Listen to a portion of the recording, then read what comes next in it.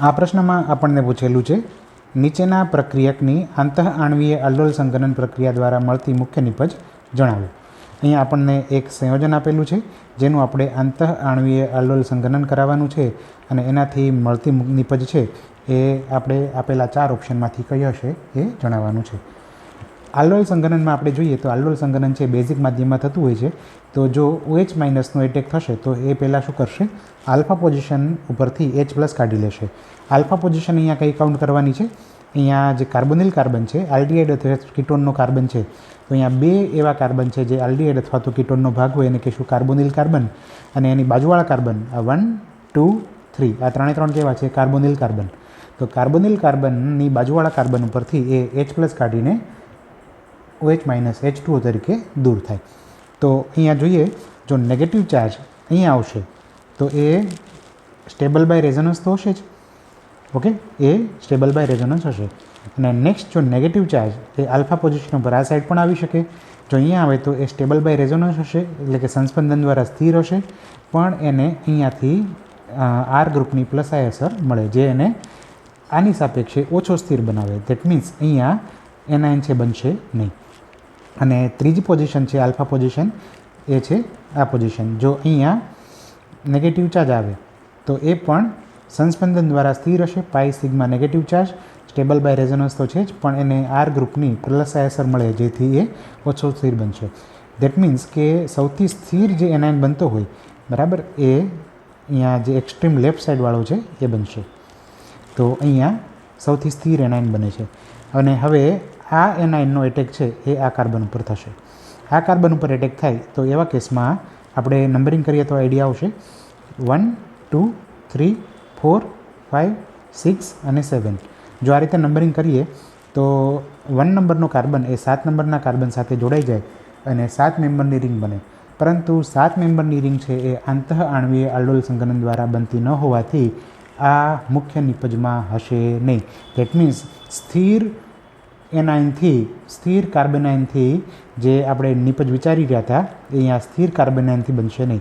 યાદ રાખજો કે અલ્લોલ સંઘનનમાં જે મુખ્ય વેગ નિર્ણાયક તબક્કો છે એ કાર્બેનાયનનું બનવું નથી.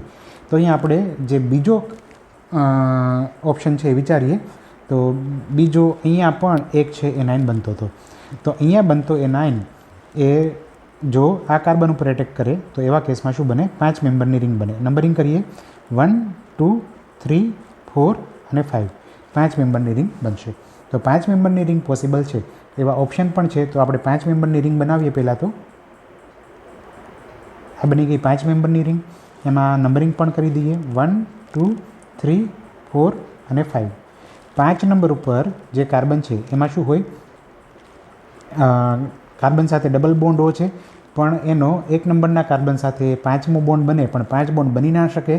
તેથી જે નબળો પાયબંધ છે એ લોન પેર એટલે કે અબંધકારક ઇલેક્ટ્રોન યુગમાં કન્વર્ટ થાય. તો અહીંયા ઓક્સિજન ઉપર શું આવી જાય, નેગેટિવ ચાર્જ આવી જાય. ઓક્સિજન ઉપર નેગેટિવ ચાર્જ આવી ગયો. અને જો 1 નંબરના કાર્બનની વાત કરીએ તો એની સાથે અહીંયા એક સમૂહ જોડાયેલો છે બરાબર, એને આપણે એઝ ઇટ ઇઝ મૂકી દઈએ.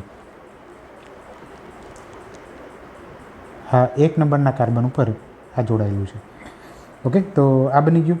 અને નેક્સ્ટ આ સંયોજનનું જો આપણે પ્રોટોનેશન કરાવીએ તો એવા કેસમાં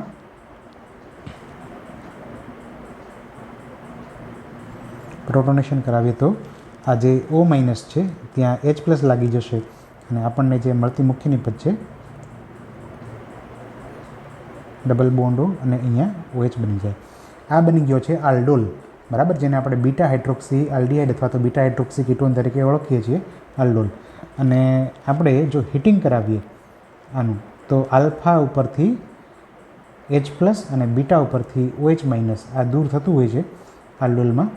alpha beta elimination E1CB mechanism હોય આનું.